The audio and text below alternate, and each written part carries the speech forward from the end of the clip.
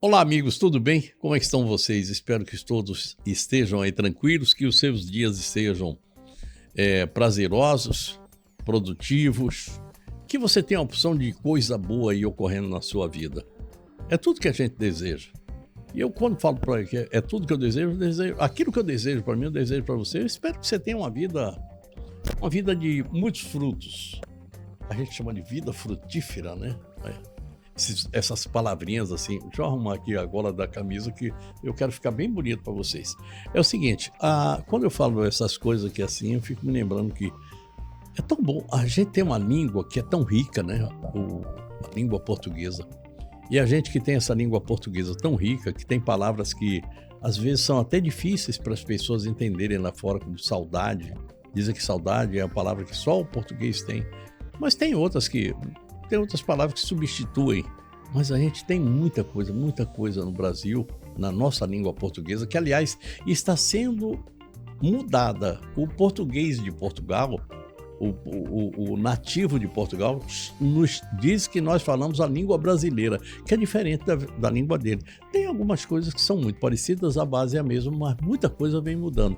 Por quê? Porque a língua é um organismo vivo. Eu não estou falando da língua da boca. A linguagem é um organismo vivo. Ela vai mudando com a necessidade do tempo. Quem é que fala rato para dizer que está com um negocinho que ajuda no computador?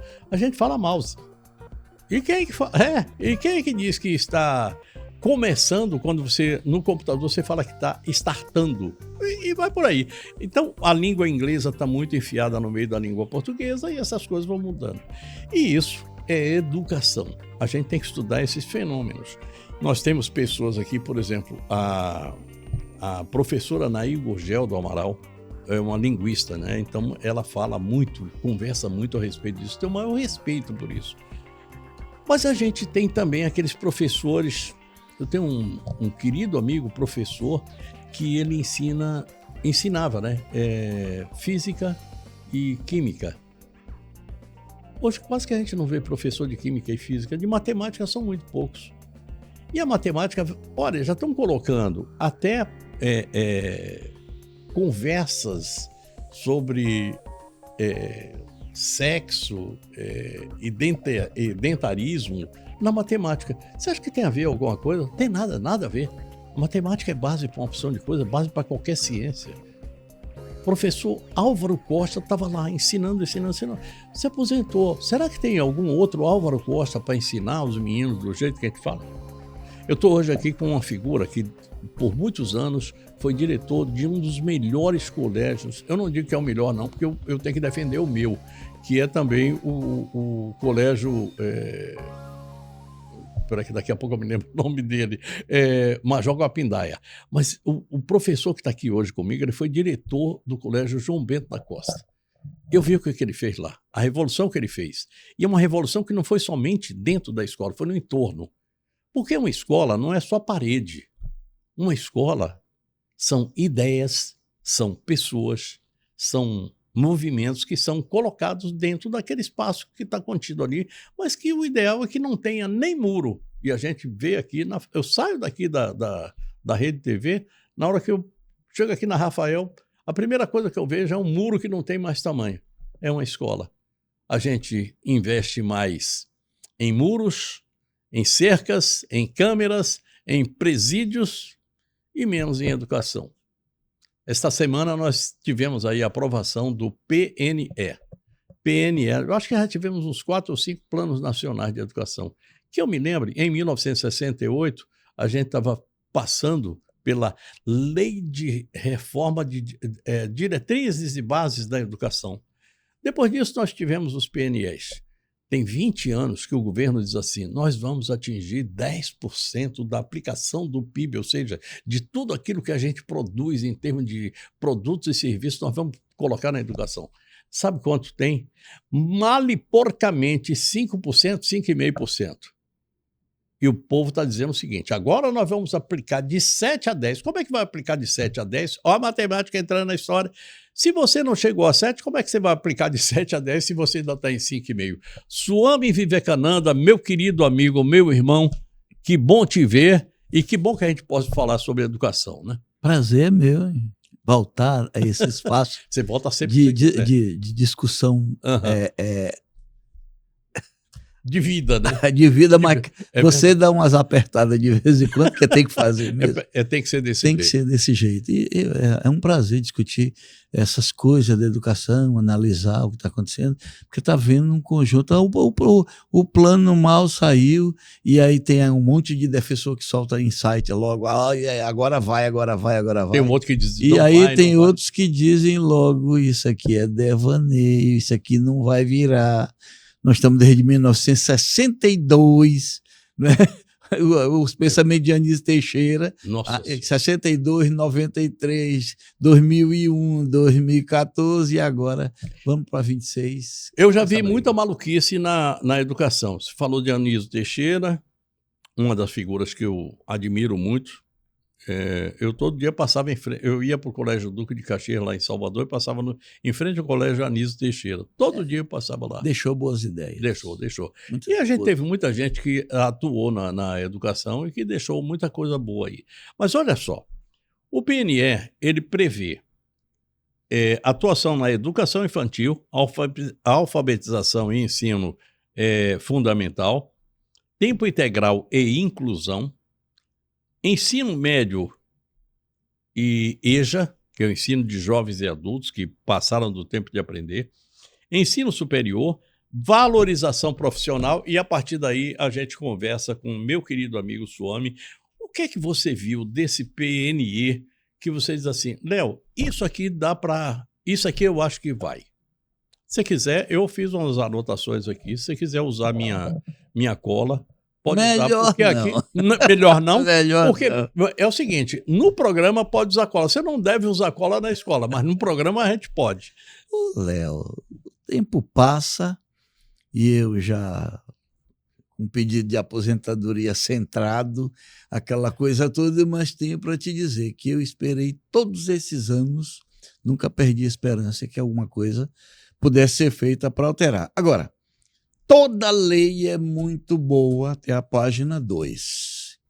Quando começam os interesses, eu te pergunto, nós somos muito próximos de idade. Não somos não, mas eu agradeço, mas não somos não, mas vamos lá. Mas assim, te pergunto, quando é que você já viu um desses planos ter alcance de 50% das metas? Não, nenhum.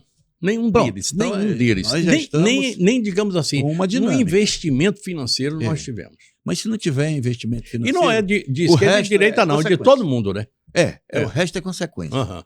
Se você não tiver investimento financeiro, por quê?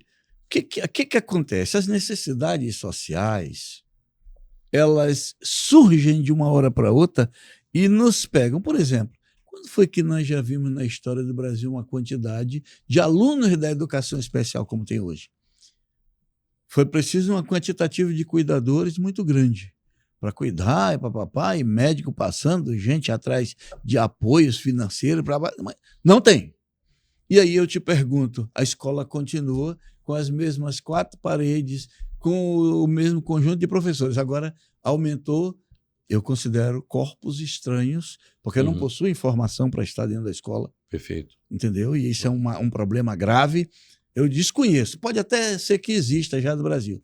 Se existir e você encontrar, me fala, Swami, a faculdade fulana de tal, lá na Conchichina, está fazendo um curso de cuidador para o menino que vai cuidar de autista, menino que vai cuidar disso, daquilo. Tá. Mas hoje eu desconheço. Mas essas pessoas, os ministérios públicos estão cobrando esse acompanhamento por quem não tem condições de acompanhar. Entendeu? Se o professor olhar de cara feia para o menino, já dá problema. Entendeu? Então, hoje, o que nós temos? Aumento de obrigações, redução de investimentos. Não tem um ano nos últimos governos, dos últimos 40 anos no Brasil, que nós não tenhamos escutado, em algum momento, houve um corte e acertou a educação brasileira. Todos os governos. Uma vez eu lhe perguntei, não vou precisar o tempo aqui, porque pode ter sido hoje, pode ter sido algum tempo atrás, o que é que você não fez durante o período que você era secretário? E eu me lembro que você me disse assim, eu não abri mais escolas, eu reformei. E eu me lembro que na hora que você falou em reformar, você criou algumas coisas, por exemplo, aquelas escolas que o pessoal chamava de escola de lata, que era uma solução engenhosa para algo que você precisava ter ali naquele momento, e aplicou muito dinheiro na parte de tecnologia da informação. Computadores, isso e aquilo, inclusive para os meninos, enfim. E eu sei que fazer escola é um negócio difícil. Me permita, o senador Holanda, lá de Brasília... Cristóvão Buarque de Holanda. Cristóvão Buarque de Holanda. Ele disse uma vez o seguinte, eu quero fazer escolas que sejam iguais, que tenham a mesma linha de Banco do Brasil e Caixa Econômica Federal. Se olha o Banco do Brasil e a Caixa Econômica Federal do Rio Grande do Sul, e o do Amapá no Amapá é a mesma coisa. Então eu quero fazer com as escolas a mesma coisa. Eu me lembro que eu falei com você disse assim, isso é de uma mediocridade que não tem mais tamanho. Aquilo que você... A necessidade do Rio Grande do Sul não pode ser a mesma do Amapá. A escola não é a mesma, não tem como ser, né? Eu estou como conselheiro municipal de educação. E ontem eu falei uma coisa. Você saiu do governo do estado? Tá cedido? Estou cedido para o município, para a SEMAD. Uhum. Então, deixa assim. Como é que você vai poder ofertar? Existem coisas chamadas arranjo de desenvolvimento regional, né? Então, você vai ter o arranjo de desenvolvimento de uma determinada região. Então, os interesses educacionais daquela região precisam estar voltados para ali. Quando você lança uma escola, todas elas são iguais. Isso é o sonho do governo federal pela ineficiência de inteligência, falta de inteligência em alguns juízos que buscam querer... Deixa tudo igual. Eu já trabalhei com pessoas aqui... Padroniza que é mais fácil, né? Trabalhando... Nós vamos criar uma portaria, todas as escolas vão ter que cumprir. Eu falei, isso é humanamente impossível. Como é que as escolas indígenas vão cumprir isso? Existe um parecer, que é o número 7 de 2010 do MEC, que do Conselho Nacional de Educação, que esculhamba o MEC por causa das avaliações nacionais. Como é que um aluno indígena vai fazer uma prova do SAEB? Não tem como. Como é que vai fazer uma prova do Enem? Não tem chance. Como é que vai fazer? Então, essas coisas não passa. Tecnocrata pensando em educação, fracassa. Entra numa sala, liga o ar-condicionado, toma cafezinho, meia hora depois começa. Não funciona, não vai virar. O que eu deixei de fazer? E até teve um deputado, esse dia estava quebrando o pau aí, dizendo que o governo que eu fiz parte só tinha construído 2 escolas. 30 eram escolas de container, que você acaba de citar, e que a imprensa bateu em cima, o chamando de escola de lata. Escola de lata e tudo mais. 30. Eu não considero isso construção, novas escolas. Não são. Ela já existia de madeira, de lata, de escambau. Você tem que dar um jeito. É um arranjo, né? É um arranjo. Você tem que trazer dignidade para a sociedade. Afinal de contas, o CPF de uma criança que está lá na zona rural, num município pequeno, como era aquela escola de Parecis, ficou do Lagoão, aquela de lata, isso. Aquela lá de Machadinho do Oeste, aquela aquela da boca do Madeira aqui. Então, não dá certo. Então, você tem que trazer dignidade. O gestor que bem quiser dormir com a consciência tranquila, Léo, ele vai ter que se cuidar. Ele vai ter que cuidar de gente. Com gente é diferente. Eu vou passar para vocês aqui, para você. Eu escolhi uma palavrinha aqui, pelo menos uma, para você. É uma palavra pequena. Eu anotei aqui, devaneio. Se você quiser, você pode colocar sonho. Se você quiser, não vira. Você que escolhe qual é.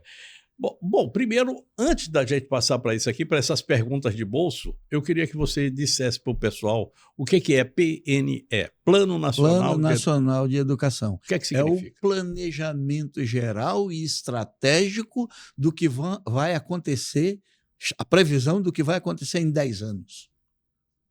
Plano Nacional. Por isso, antes chamava Plano Decenal. O de 93 chamava de Plano Decenal. Então, o Plano Decenal da educação é o planejamento centrado, a organização, está tudo sistematizado como tem que acontecer. Te pergunto, que governo efetivou a política que o outro deixou? Nenhum. Eu me lembro que só na ditadura militar existia um ministério de planejamento. Eu não vou me lembrar o nome dele aqui, estou vendo o rosto do homem, mas a idade já está comendo meu cérebro aqui, está deixando ele mais... Se eu me lembrar, daqui a pouco eu falo o nome dele. Mas esse João Paulo dos Reis Veloso, era ele, você se lembra dele? Ele era o cara que fazia o planejamento do governo para 5 anos. Fazia, dizia que era assim e acompanhava. Podia dar certo ou podia dar errado, mas tinha uma prestação de contas.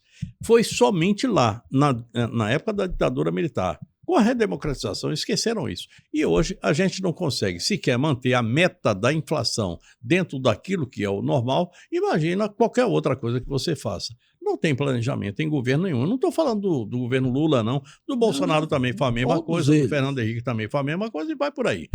Não tem. Os caras esqueceram o que é planejar. E planejar é cuidar para que o salário que eu ganho dê para cobrir as despesas que eu tenho. E eu não posso aumentar, é o mínimo, eu não posso aumentar a despesa porque eu viro, o salário não dá, eu tenho que tomar emprestado ou roubar. E aí começam os problemas. É só o Vamos que lá. eles fazem. Ampliar a oferta, isso está dentro do PNE, eu anotei tudinho aqui. Ampliar a oferta de matrículas em creche e universalizar a pré-escola. Você está com brincadeira. Isso é um sonho impossível de acontecer. Não nesse prazo de 10 anos. Eu estou falando para 10 anos, não, isso. Não. Garantir a qualidade, garantir a qualidade da oferta de educação infantil. Em 2014, a presidente que estava lá armou que em 2016 50% das crianças já estavam ensaladas. Não foi. Uhum. 2 anos, era para 2016 estar. Mas não alcançou a meta, mas esperou que na hora que a meta fosse alcançada, então ela dobrasse a meta. Dobrava a meta. Né? Isso. Estamos falando da dona Dilma Rousseff. Garantir a qualidade de oferta de educação infantil. Eu acredito que, em parte, vai conseguir crescer. Uhum. Crescer. Bom, isso está na sua praia hoje, que você está no município, né? Deixa eu lhe dizer. O que está acontecendo? Aqueles entes federados que têm uma condição e possuem gestores que trabalham com planejamento estratégico, não planejamento apenas, estratégico. Dizem que todo planejamento é estratégico, mas nem todos são. Nem sempre. Então, é só você olhar. Nós temos um Plano Nacional de Educação e por fora temos uma LDB. Se você abrir a LDB, poucos artigos dela estão como eram lá em 1996. Todos estão uma coxa de retalho do inferno. Então, o Plano Nacional ele foi feito para um modelo de LDB. Ele distou. Aqui é o seguinte, nesse programa aqui tem uma regra. Toda vez que o cara põe uma sopa de letrinha, ele tem que explicar para o pessoal o que é a sopa de letrinha. LDB. Fala ali Lei de Diretrizes e Bases da Educação Nacional. Essa daí foi a primeira vez que eu ouvi falar disso, foi em 1968. Eu estava lá brigando por causa disso. Eu olho, em 68, faz tempo, hein, gente? Eu tinha 18 aninhos, era uma criança. Assegurar que crianças, adolescentes e jovens concluam o ensino fundamental e médio na idade regular. Impossível. Indígenas, zona rural, campo, ribeirinhos e periferias de cidades sem a menor condição. E mais, você pode até dizer que você deu condições prediais. Pronto, orgulho do Madeira. Humanamente impossível daquele grupo de seres humanos. Né? Só você ver. Foi construído na década passada, até hoje não tem escola lá dentro de ensino médio. Por que não tem? O dinheiro estava no Banco do Brasil, o governo da presidente Dilma saiu e o governo do Temer pegou o dinheiro que estava no Banco do Brasil e sumiu com ele. O dinheiro da construção das assim. Escolas, posto de saúde e tudo, evaporou lá do banco. Simples assim. Simples. Dos equipamentos, o dinheiro dos equipamentos. Bom, Falei de um, né? É. Mas tem centenas. Ampliar a oferta de educação em tempo integral na rede pública. Eu sei que isso é uma coisa que você buscou quando era secretário. Deixa eu te falar o que acontece em alguns estados brasileiros. São duas situações.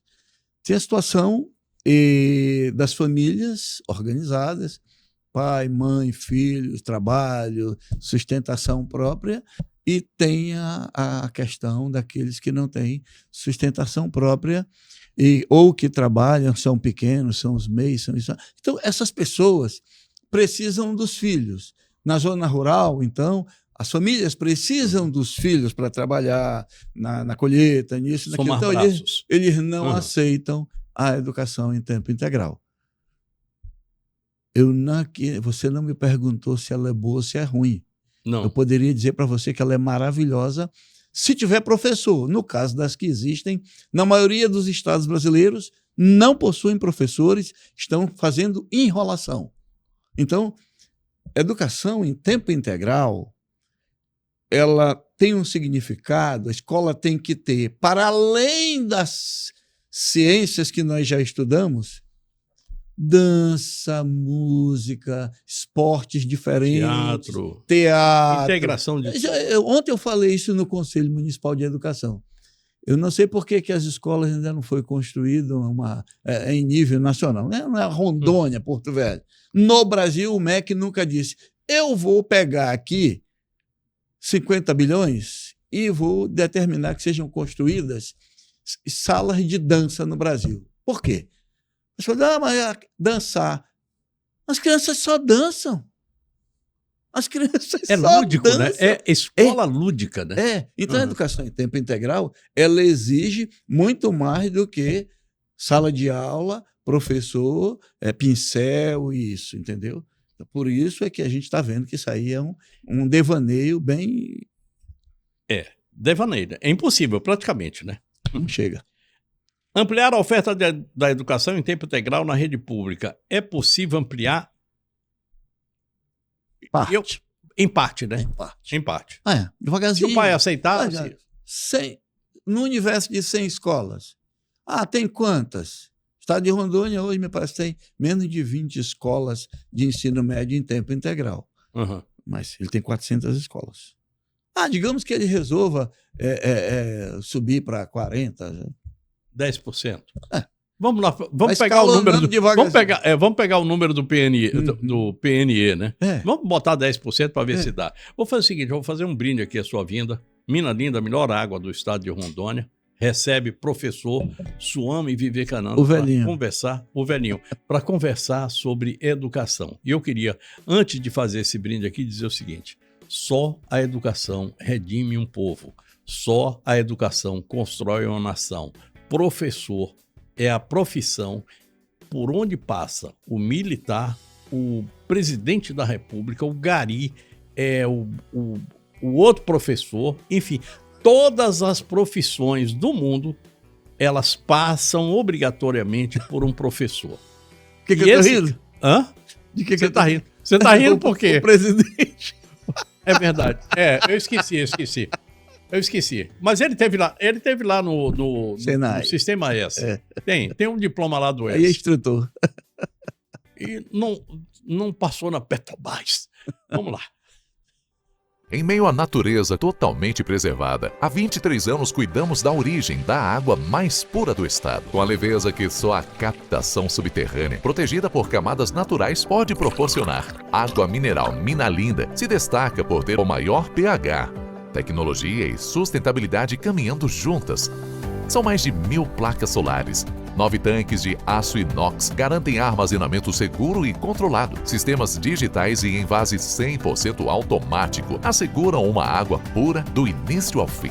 Um rigoroso controle interno, com análises físico-químicas e microbiológicas, comprova a qualidade e a segurança. De 300 ml a 20 litros, Minalinda oferece a solução ideal para cada momento do seu dia. Beber água mineral é cuidar do corpo, do metabolismo e da saúde. Escolha a pureza, escolha a tecnologia, escolha água mineral Minalinda, a única de Rondônia com maior pH.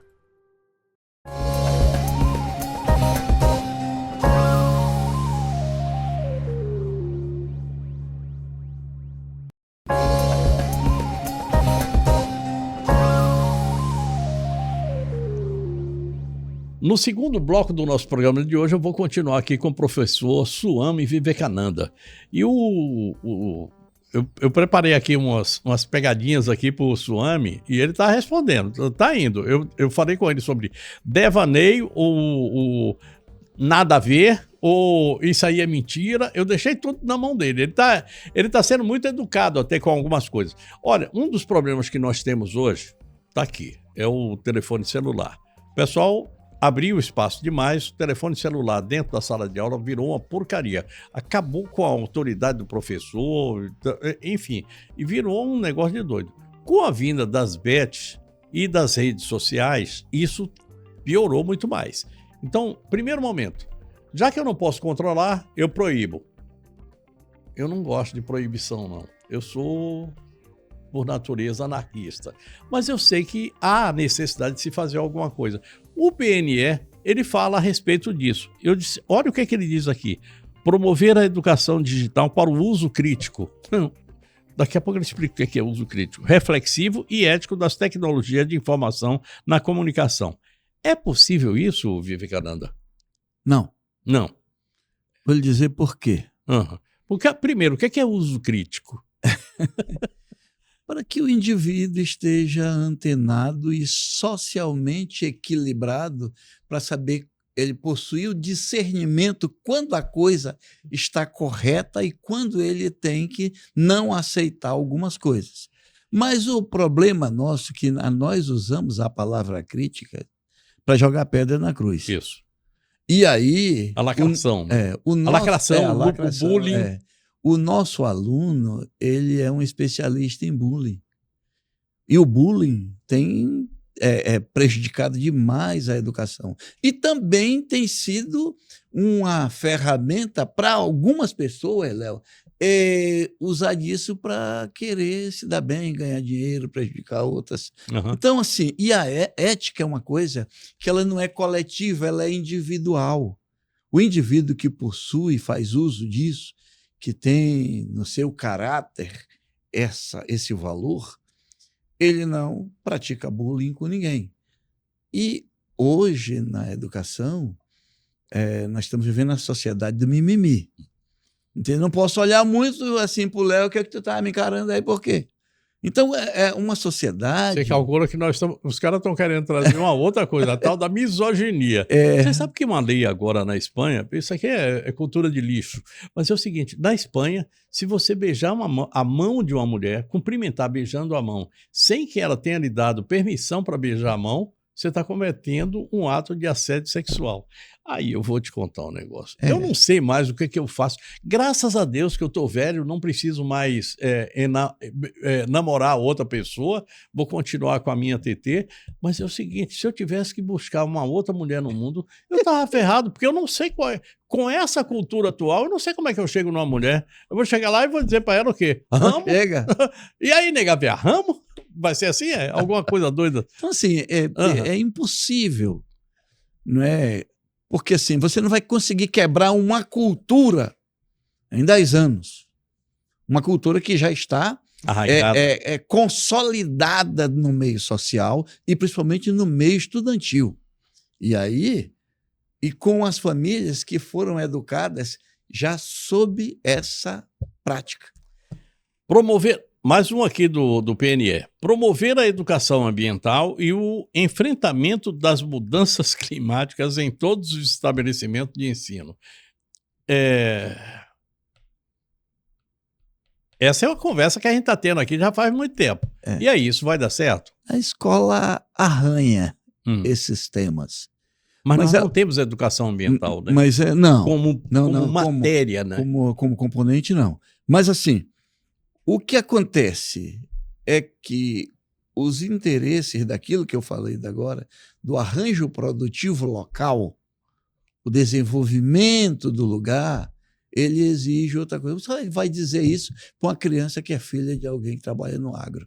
Difícil. Mas você não entende de agro, não? E bem. Né? Agora, o que se está querendo, por exemplo, como é que nós vamos fazer isso quando nós temos uma ministra que chamou o agronegócio de ogronegócio?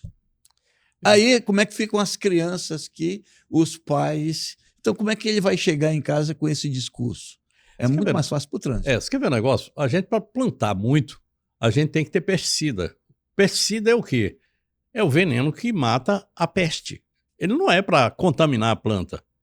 Mas é muito mais fácil chamar o pesticida, o defensivo, de agrotóxico.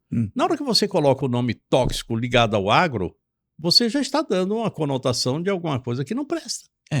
E, na verdade, não é bem assim. Não. É bem diferente. E, assim, os interesses... Se a gente não vacinasse o gado, se a gente não vacinasse o frango, que a gente precisa estar dando terramicina de vez em quando, está dando os remédios para que o frango... a gente ia morrer de fome. São 45 dias para um frango nascer e ficar no ponto de abate. Pois é. Olha lá, mais uma aqui. Garantir o acesso, a qualidade e a permanência em todos os níveis e modalidades da educação indígena, quilombola e do campo. Pronto, eu acho que você já falou umas 3 vezes sobre o assunto, né? Isso aí, alguém estava alcoolizado quando propôs esse tipo de coisa. Eu vou te contar uma coisa. Eu não gosto de falar alcoolizado. A maconha é o bicho. Eu já sei o que é que esse pessoal faz. Eu estou falando isso. Presta atenção. Quando você vê um conflito no meio indígena, pedindo uma escola, pedindo uma estrada, não é que não tivesse escola, que não tem escola no lugar. Ela existe. Mas quando a maioria dos caciques indígenas veem a escola como um espaço para que mais alguém consiga um salário. Então, quando você monta a escola no lugar, e muitos secretários, muitos governadores, muitos prefeitos já passaram por isso, mais governadores do que prefeitos, construiu a escola num lugar, botou a estrada lá, da BR para lá, legal. Aí ele vai e destaca 4, 5 famílias para outro canto aqui, aí começa a pedir para essa outra, porque ele sabe que vai ser contratada uma professora para botar nesse lugar. Eu não sei por que isso me lembra a linha de atividade do MST. É isso. Você pede uma terra, quando o menino chega aos 18 anos, aí ele já pede uma outra terra, e quando ele fizer... Enfim, a família vai se multiplicando, né? Mas assim, então, eles mesmos trabalham contra isso, contra essa possibilidade. Não enxergam. Não enxergam. É uma pena. É uma pena. Eu acho que no caso dos quilombos, que é um pouco diferente, é possível, porque eles não têm um crescimento assim, com intenção de excesso de contratações. Não se viu ainda isso neles. E, na verdade, não são nômades. Não. E o ribeirinho, esse aí está num crescimento relativamente grande. Já se sabe de alguns lugares aqui, próximos da cidade de Porto Velho, está faltando espaço para aluno. Questão de sala de aula. Mas, assim, quando você fala isso, não é que está crescendo vegetativamente. Está o crescimento gradual, mas as condições para se chegar nesse lugar são muito complexas. Quando você junta o problema todo, da forma como eles juntaram aí a gente pode dizer, é humanamente impossível chegar nesse padrão. Eu tenho um professor aqui, meu querido amigo, artista plástico, que é professor lá no Lago do Cunhã. Tá? E eu sei a dificuldade que ele tem. É o Flávio Dutka, que você conhece. Flávio Dutka, ele tem uma dificuldade enorme para chegar até lá. Dificuldade de transporte, tudo que você imaginar. E ele vai lá pelo seguinte, porque professor é sacerdote também, né? Então tem muito isso. Alguns sim, outros não. Alguns sim. A maioria não mais hoje. A maioria não. Nós tratamos, inclusive existe uma briga sindical que eu passei a compreender melhor isso, porque depois que eu vi um determinado governante lá atrás dizer, não, essa é uma profissão para quem ama ela, é por amor. Aí, não é bem assim, não. Aí o sindicato pulou e o sindicato tinha razão, é uma profissão igual a qualquer uma outra. Ocorre que o professor, ainda temos um número grande que gosta do que faz, se sente bem ensinando. Essa é a maioria, né? A maioria. É a maioria. Entendeu? Às vezes não tem condições de fazer o que quer, o que gosta. Sabe que o Álvaro Costa, estou falando dele aqui agora, falei dele aqui. Professor Álvaro Costa se aposentou, mas ele vai nas escolas para ensinar. A troco de nada. Foi vereador aqui em Porto Foi Velho. vereador, é. Mais um aqui. Garantir o acesso à oferta e aprendizagem dos alunos da educação especial e bilíngue aos surdos. Quantos surdos nós temos aqui no estado de Rondônia? 12 mil, segundo um cálculo que me foi passado aqui Não por um sei. ex-prefeito. Estou falando de Rondônia, não estou falando de Mas Porto eu Velho.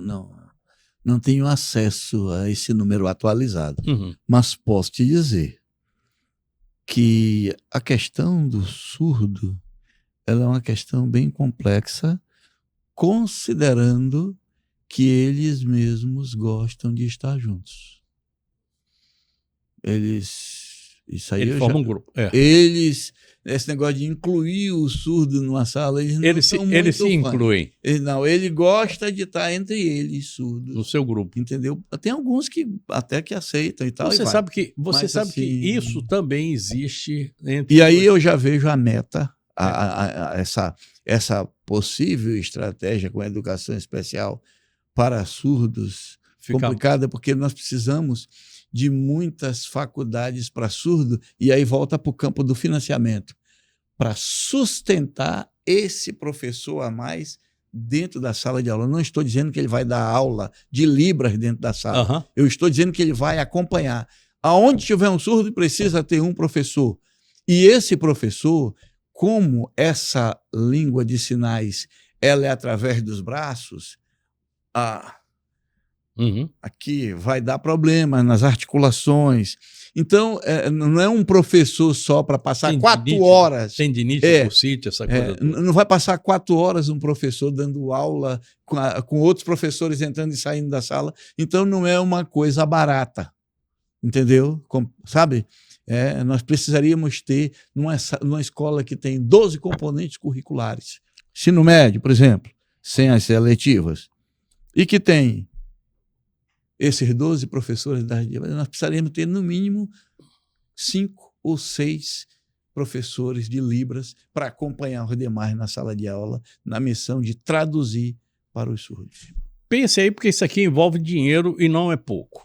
Ampliar o acesso e a permanência na educação profissional e tecnológica. Você acha que isso é possível ou isso aí é conversa fiada? Desde que o governo federal... eu achei a ideia da presidente Dilma, lá atrás, sim, em 2011, muito boa em descentralizar. Porque se for para soltar na mão dos IFROS, vai ficar pequeno, todo dinheiro vai ser pouco. Uhum. Vai ficar como as universidades. Observa que nós temos o IFRO até expandiu bastante no estado de Rondônia. Mas se você contar 26 municípios, 52 municípios, e aí 11, 12, 13 campos, eu não sei agora, atualizados. A gente deu sorte de ter tido, acho que 3 ou 4 reitores de IFRO que realmente foram... Expandiram, e foram pessoas completamente diferentes. Mas assim, o que precisa primeiro, a educação profissional. Eu já vi município de Rondônia, Léo, tristemente lançar um concurso público municipal, que é uma coisa difícil para fazer, e procurar 5 técnicos de higiene bucal para acompanhar o dentista. Técnicos. Não tinha no lugar. Pergunta quem oferece. Só quer oferecer curso que tem a ver com a ideologização, com essa... Para aí, pelo amor de Deus. O povo está morrendo. Eu tenho um exemplo para te dar de um cidadão indígena, Suruí, que foi aprovado no Enem em 2019. Suruí, lá da linha 10 de Cacoal. E ele falou uma coisa tão bonita que comoveu a proprietária da Face Média, a Sandra Marques. Foi secretária de Estado da Educação, mas em 2019 a secretária era eu. Ele conseguiu 880 pontos na redação. Caramba! Um indígena, que estudava na mediação tecnológica lá no campo. E aí a Sandra Marques, numa reunião com o governador, com todos nós, eu estava apresentando os alunos que tinham tido sucesso, e ele apareceu no meio. E ela falou: como ele era de Cacoal, que curso você quer fazer? Eu falei, olha, se ele pedir medicina, tu vai estar enrolado. Ela falou, se ele me pedir, eu dou. Porque isso é uma vitória. Ele falou, eu quero fazer o curso de odontologia para cuidar dos dentes dos parentes, da boca dos parentes. Cara, que bonito, cara me deu vontade de chorar na hora de emocionar. Bonito, cara, que bonito. Uhum. E aí eu fiquei pensando. Dos parentes é o seguinte, é como um índio se refere aos outros índios, são os parentes. Então, assim, o que precisa fazer? Cuidar de áreas que realmente são vitais primeiro. Larga a ideologização para lá, vamos cuidar de gente. Uhum. E cuidar de gente... É complicado, é difícil. Complicado, é muito difícil. Eu vou chamar o Olá Telecom aqui, no mês... Eu acho que ainda estou... Não, já fechamos o mês, agora a gente está já com o Olá Telecom. Já é 1º de abril. Olá Telecom volta àquela conversa que nós temos aqui toda segunda, quarta e sexta. Aproveitar aqui é o seguinte, eu abri um canal de YouTube, então se você quiser saber onde está esse meu programa, você não precisa mais entrar no SGC, procurar onde é que está ao vivo, não. Você vai lá no YouTube e escreve Programa Léo Ladeia. Todos os programas que eu faço ficam lá pendurados. Eu vou adorar saber que você está indo lá. E eu fico olhando, viu? Se você não olhar, eu vou pegar você pelo pé.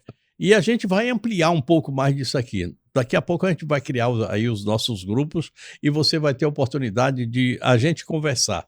Porque eu só fico falando aqui, você fica ouvindo daí. Vai ter uma hora que você vai poder participar comigo também. Vamos lá? Olá, Telecom. Conheça a Olá Telecom, o seu provedor de internet de fibra ótica, com frota de veículos bem equipados e profissionais treinados, tanto na área de campo quanto na área de suporte. A Olá Telecom garante que você esteja sempre conectado, seja para o trabalho, estudo ou lazer. Com a nossa tecnologia de ponta, oferecemos a você a internet mais rápida e confiável de Rondônia. Estamos comprometidos com a sua satisfação. Olá Telecom, conectando você ao mundo.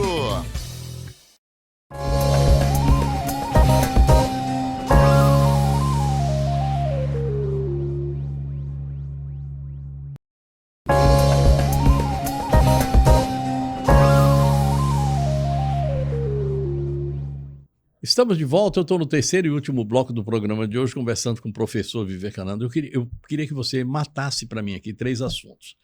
Bom, uma das coisas... Há muito tempo que eu venho falando que o Brasil esqueceu as ciências, a educação no Brasil esqueceu as ciências e partiu para as licenciaturas, ou seja, para o bacharelismo. Está dentro do PNE isso aí. A outra coisa é o seguinte, que o Brasil... a cada dia precisa de mais de técnicos. E a gente tem a universidade de costas para aquilo que a gente chama de produção. Parece até que é vergonhoso eu pedir a alguém que se forme para poder fazer alguma coisa que já está ali na frente.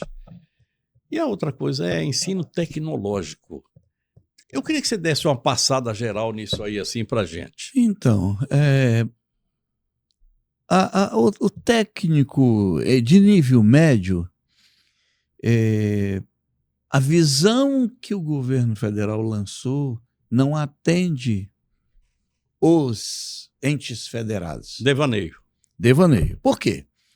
Nós temos em Rondônia uma BR. Vamos citar Rondônia, que é o nosso estado. Que é o nosso mandiocal. Nós temos Buriti aqui, que é uma região. Tem um conjunto de municípios aqui, Montenegro, Campo Novo, Buritis e tal, aí já distrito, Rio Pardo, lá. Tá, do outro lado, Machadinho, Cujubim, Rio Crespo, Anari, todos muito próximos. Ao invés de lançar os cursos de educação profissional que interessam e também os cursos de educação superior de licenciaturas, onde realmente faltam os professores, lança no eixo da BR. Ninguém que está com a baita casa situada em Ariquemes nem vai dar aula lá e ninguém não quer ir para lá. Nem que tem na sua casinha aqui organizadinha, vai morar nesse lugar. Os de lá não tem recurso financeiro para vir de lá fazer o curso aqui, pouquíssimos têm. Resultado, esses lugares pouco prosperam. E isso gera uma coisa chamada metropolismo. O que é? Ji-Paraná virou a metrópole que agrupa Ouro Pau, Ouro Preto e tal, aquela cidade lá de Presidente Médici. O coração do estado. Tá. Aí aqui, Ariquemes puxa Machadinho, Cujubim, Rio Crespo, Anari para dentro de Ariquemes. Entendeu? Uhum. Porto Velho, sai puxando. Então, nós precisamos expandir essa educação profissional e essas licenciaturas, a necessidade. Porto Velho, a Uni deve ter uns 42, 43 anos, não, 40 anos, 42 anos, formando professores de História, Matemática, Química, Física, Biologia, papai e tal. E mais onde precisa, não é em Porto Velho. É lá no distrito, lá longe. Lá nos municípios. Então, nós precisaríamos fazer com que ela criasse campi nesse lugar, diminuísse aqui, né, e fosse para lá. E aí a gente termina formando aqui o professor de Química, Física, Biologia. Para fazer concurso para outras áreas. Para outras áreas, ou então para montar o barzinho ou alguma coisa do estilo, né? Sim. Enfim, tá. Essa é a primeira parte da nossa resposta. A segunda parte, com referência ao crescimento científico, a própria proposta do plano trabalha uma estratégia para elevar mestrados, estrito sensu, não é? E assim, a meu ver, nós teríamos que ver, a olhar para a população e suas necessidades. Precisa de professores com estrito sensu? Precisa. Mas para estruturar essas faculdades, esses cursos de licenciatura nesses lugares. Se for para lançar dentro de Porto Velho, Ariquemes, Cacoal, Ji-Paraná, não tem interesse. No eixo da BR. A SEDUC, em 2020, lançou mestres. Eu me lembro que eu recebi professores de municípios bem pequenos de Rondônia agradecidos, porque estavam fazendo mestrado pago pelo governo do estado de Rondônia em matemática, em língua portuguesa. Aliás, a gente tem que dizer, foi um momento muito virtuoso para a educação então, assim, daqui. Né? O que a gente precisa fazer é descentralizar. Porque Rondônia não é apenas a 364. Rondônia... Muito pelo contrário. É muito pelo contrário. Rondônia tem um conjunto de municípios que estão em franco crescimento, precisando desses profissionais lá para trazer a qualidade técnica que a educação precisa. Você sabe que eu estava conversando com o senador Assi, e essa também é uma ideia do atual presidente da Emater, está saindo essa semana. É o Luiz Cláudio da Agricultura, que é um cara que tem conhece bem essa...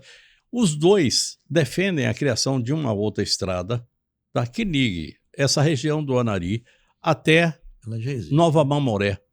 Não, mas que ela seja trabalhada essa área para que a gente tenha hoje a grande produção do estado, não sei exatamente quanto, mas está crescendo absurdamente em Nova Mamoré, para que a gente integre isso aqui. E vai ser um custo muito menor e a gente tem que ter estrada, porque sem estrada você produz e deixa lá dentro do mar. Eu já vi esse discurso para fugir do pedágio. Olha, e a outra coisa, por falar em discurso para fugir do pedágio, eu estou falando isso aqui porque eu conversei com a Ciro hoje. Hoje é quinta-feira, não, quarta-feira. Eu conversei com a Ciro hoje pela manhã, ele me falando a respeito do assunto. Ele disse, Léo, eu vou continuar brigando, porque isso não é uma briga de agora, vem de lá de 2016, quando ele fez uma audiência pública aqui na Câmara de Vereadores de Porto Velho, e que ele disse o seguinte, olha, nós não vamos aceitar pagar pedágio para depois receber benefício. E ele disse, eu vou continuar brigando por isso. E eu quero dizer que a nossa bancada federal foi covarde e omissa na hora que deixou isso acontecer. Mas assim, se existe uma BR no meio, os outros estados, se você for para o Mato Grosso, você vai ver que tem vias paralelas, né, onde circundam muita riqueza. Transversais, né? E não, elas fazem um quadrado. Isso. Nós temos todas as condições de fazer a mesma coisa. Tem um corte por fora que vai ladeando o Mato Grosso aqui, entre Machadinho. Uhum. Machadinho. Quem falava isso aqui era o Ivo Cassol. O Ivo Cassol. É, Ia falava na estrada do cortando boi, né? até chegar a saltar na aldeia indígena lá do lado de Vilhena. Lá Aham. beleza. A outra cortando de Guajará-Mirim, beirando o Guaporé e vai embora. Isso. Se fizeram uma estrada de 200 quilômetros, margeando o Rio Madeira, que é muito mais pantanoso, eu acho que o Guaporé é muito menos. Você E a partir daí, os próprios projetos de colonização que existem no meio, eles já possuem as estradas, é só melhorá-las. Você hoje está na Prefeitura Municipal de Porto Velho, trabalhando em que área? Eu estou diretor do Departamento de Capacitação e Treinamento dos Servidores Públicos do município de Porto Velho. Todos eles, não apenas na área da educação. Não, eu trabalho com os servidores da administração. Da Essa questão administração. de liderança, de Uhum. não é organização e tal, é isso. A formação que nós damos é muito mais. Agora mesmo vai ter uma formação que o prefeito Léo está organizando aí para contratos, essas coisas assim, o secretário Antônio Figueiredo. Estão para fiscais de contratos. Preparar esse pessoal, né? Sim, para acompanhar melhor onde fazem os investimentos, né? PNE. Não tem outra coisa que a gente faça a não ser colocar para a população a informação e a discussão, né? E para que fiquem vigilantes. A população, ela precisa conhecer o PNE. As estratégias, principalmente daquela etapa de ensino em que o filho está matriculado. Entendeu? O que tem proposto para isso? Porque vai ter 16, 17 estratégias, por exemplo, para a educação infantil. E aí, ali o pai precisa, mas está dizendo aqui que vai ter isso, está dizendo aqui que vai ter isso. E começar a cobrar. Não é? Fiscalizar. Gente, quando a gente fala de educação, a gente fala assim, a educação, o menino na escola. Mas, olha, o menino na escola, se não tiver o pai indo para as reuniões, se não tiver a mãe orientando o que vai fazer, porque uma coisa é educação, a outra é instrução, escola dá instrução, educação vem de casa. Se não tiver uma organização dentro de casa que permita que esse menino usufrua daquilo que o Estado oferece, que é o pai e a mãe que pagam, aí a vaca vai para o brejo. Literalmente. Faz tempo que a vaca está no brejo. Quem está no brejo. Está difícil, ela está lá meio atolada até hoje. Swami, muito obrigado por você ter vindo aqui. Opa, apareça quando agradeço. você quiser. Amigo, é assim, educação é um campo que você começa a estudar e aí sim vira sacerdócio. O estudo do que é a educação. Eu conheço algumas pessoas que se ocupam com esse estudo específico. Né? Por exemplo, assim, eu vejo muita gente, eu já ouvi até bobagens. Nós vamos deixar a educação de Rondônia, eu quero que fique como a Finlândia, eu quero que fique como... Eu fiquei pensando assim, eu falei, nossa, esse país para chegar nisso aí tem quase 900 mil anos e para fazer andar esse pouquinho, né? E nós aqui estamos falando nisso. Só que as práticas da nossa sociedade, elas não permitem que nós possamos chegar com tanta rapidez a muitas coisas. Não estamos falando de políticos só não, né? Não. A população, inclusive. A população, ela é a grande culpada de muita coisa que tem aí. Porque eu não sei se nosso tempo está acabando já, está encerrando, mas assim, pais não devem acreditar em 100% das verdades dos filhos. Um dos grandes educadores da história da humanidade, o padre Dom Bosco, ele dizia, crianças e jovens têm que ter a liberdade vigiada. Uhum. É isso aí, o caminho. Bom, a gente está encerrando o programa de hoje. Swami, mais uma vez, muitíssimo obrigado. Tá? Eu acho que toda vez que a gente para conversar sobre educação, cultura, olhar isso aí assim, a gente está prestando um serviço para a população. E o que é uma empresa de televisão, se não uma concessão pública para você falar a respeito disso? Levar entretenimento, cultura, educação e, principalmente, elevar o debate, elevar a conversa. Você não é obrigado a concordar com tudo aquilo que eu falo, mas você tem uma obrigação, que é pensar em tudo aquilo que nós falamos. O Swami vem aqui, ele tem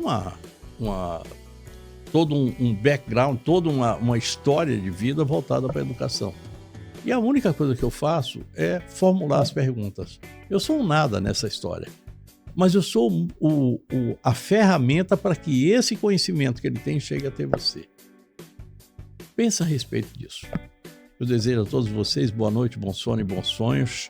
A gente não vai se ver até a próxima semana, então eu desejo a todos uma Páscoa muito feliz, que o Cristo que passou por esse momento que a gente faz o registro agora da Semana Santa, que o Cristo esteja presente na vida de todos vocês. Que Deus os abençoe. Desejo a todos vocês boa noite, bom sono e bons sonhos. Fiquem com Deus. A gente se vê semana que vem. Tá feito?